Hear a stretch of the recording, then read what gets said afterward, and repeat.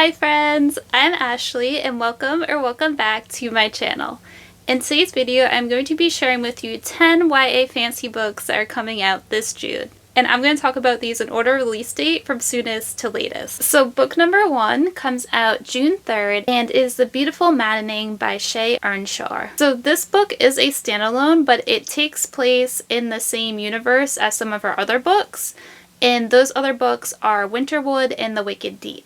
And I haven't read either of those, but Google is telling me that specifically it has connections to the town of Sparrow from The Wicked Deep. So this one is described as a haunting romantic contemporary fantasy about a teen navigating her family's love curse that blooms with their enchanted tulips every year. So our main character in this one is 17-year-old Larkgood, and she wants only one thing in life. And that one thing is to escape her small hometown of Cutwater and to escape the history and the curse of her family. So apparently during the Dutch tulip mania of 1636, one of Lark's ancestors stole the last remaining tulip bulbs and they fled to America.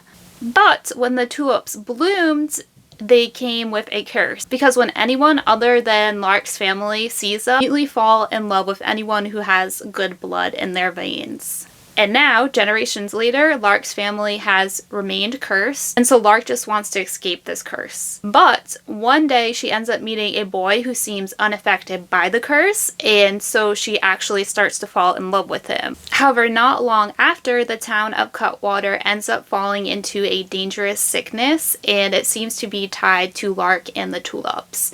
And so now, in order to save the town, Lark might have to sacrifice everything, including true love. Book number 2 also comes out on June 3rd. It is A Forgery of Fate by Elizabeth Lim. And this book is probably the one on the list that I am most excited for, and this one is by the same author that wrote Six Crimson Cranes. And this book is a standalone that apparently takes place in the same world as Six Crimson Cranes. So this one is described as a breathtaking romantic fantasy inspired by Beauty and the Beast about a girl who paints the future and a cursed dragon lord bound by love and deception in a plot to bring down the gods. And just that little description makes me super excited to read the book. Like, I don't need to know anymore. That's all I need to know. I'm ready to read it right now. So book number 3 also comes out on June 3rd, and it's Heir of Storms by Lauryn Hamilton Murray. So this one is described as Red Queen meets Shadow and Bone in this explosive start to a YA romantasy trilogy about dangerous magic,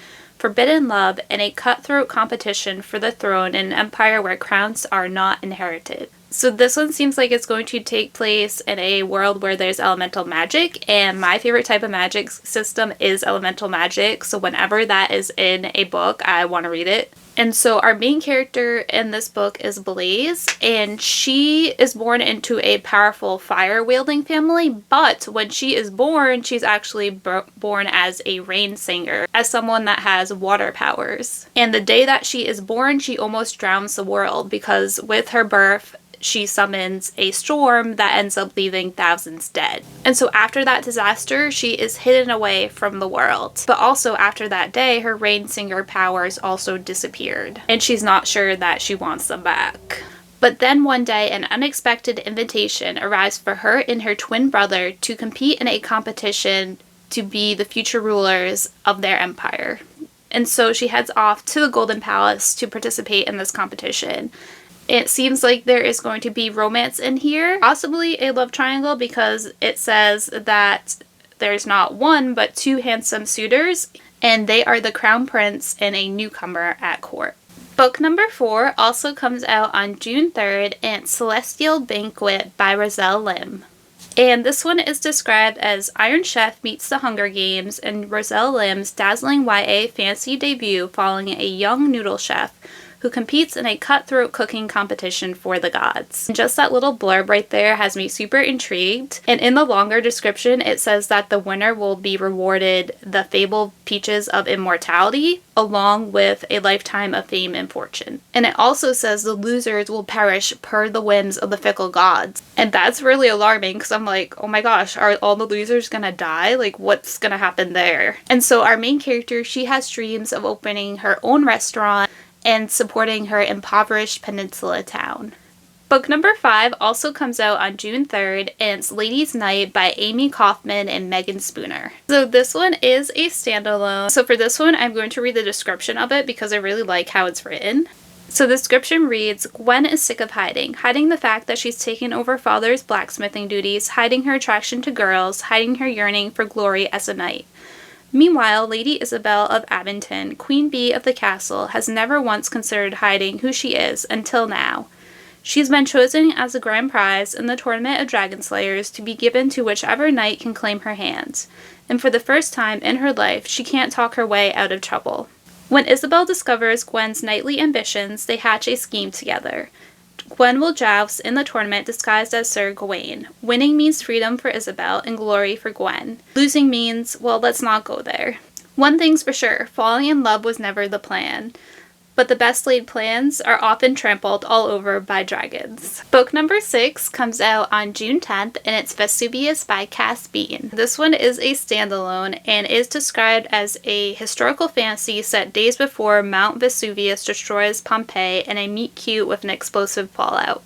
So this one we are following 2 characters, and our first main character is Felix, and he is a thief who travels from city to city and he cannot remember his past. And one day he goes to a temple in Pompeii and steals a divine artifact, Mercury's helmet.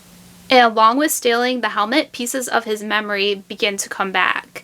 And our second main character is Lauryn, and he's an attendant at the temple. And Lauryn has had nightmares for years about the world ending, and Felix has always been in his nightmares. And so the two of them end up meeting, and when Felix shows Lauryn Mercury's helmet, Lauryn has a vision of the world ending. And so now the two of them have just days to discover the connection between Felix and the temple and Lauryn's visions and to try to stop the world from ending. Book number 7 also comes out on June 10th, and it's Coffeeshop in an Alternate Universe by C.B. Lee. The description for this one is rather short and concise and doesn't give too much away, so I am going to read it. The description reads, When Brenda's internet goes out right before an important scholarship deadline, she stumbles right into Kat's family's coffee shop. Brenda is swept away by a cool, confident Kat who actually cares about Brenda's 19-step plan to save the world through science. Meanwhile, Kat can't stop thinking about Brenda, who is smart, passionate, and doesn't seem to care that Kat is the prophesized chosen one. The only problem? Kat and Brenda are from different universes. Like, need to find a portal to go on a second date different universes. As their universes collide and things spiral out of control, can a girl who is determined to save the world find love with a girl determined to outrun her destiny? Book number 8 also comes out on June 10th and is We Can Never Leave by H.E. Edgmon. For this one, again, I'm going to read the description of the book because the premise for this one is just so fascinating and different that I don't think my own words will do it justice. So, the description of this one reads, You can never go home. Every day, all across the world, and human creatures are waking up with no memory of who they are or where they came from, and the caravan exists to help them.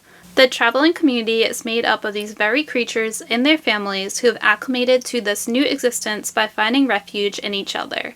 That is, until the morning 5 teenage travelers wake to find their community has disappeared overnight. Those left, a half-human who only just ran back to the caravan with their tail between their legs, 2 brothers, one who can't seem to stay out of trouble, and the other who's never been brave enough to get in it. A venomous girl with blood on her hands and a heart of gold, and the caravan's newest addition, a disquieting shadow in the shape of a boy. They'll have to work together to figure out what happened the night of the disappearance, but each one of the forsaking 5 is white-knuckling their own secrets. And with each truth forced to light, it becomes clear this isn't really about what happened to their people, it's about what happened to them. Book number 9 comes out on June 24th, and it's Embrace the Serpent by Sunya. So this book takes place in a world where the ruler of the last free kingdom that's not part of the empire is the Serpent King. And he is a monster with dark and terrible magic, and he is also looking for a wife. And our main character is 18-year-old Sapphira. And her worst nightmare would be to become the Serpent King's wife. And because of the empire, she is an orphan, and so she is just trying to stay invisible. She likes being invisible. She doesn't want to be in the spotlight. She keeps her head down. She has a rare gift for harnessing magic and gemstones, and she works as a jeweler's apprentice, but she lets him take all the credit for her work because that's how much she doesn't want to be in the spotlight. But then the king sends out a huntsman to find the best jeweler in the kingdom, and he ends up finding her. So now Saphira has to make an impossible choice. She has to choose between falling into the Emperor's grasp or becoming the bride of the Serpent King. And she ends up choosing the latter. And our story goes from there.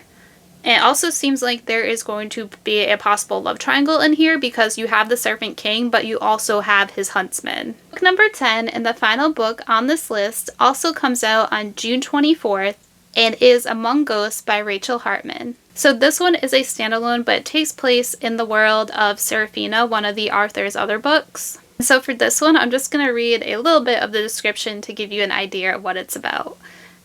So the description reads, 7 years ago, Charles and his mother fled to St. Muckles and made it their safe haven, building a new life in the so-called peasant's paradise.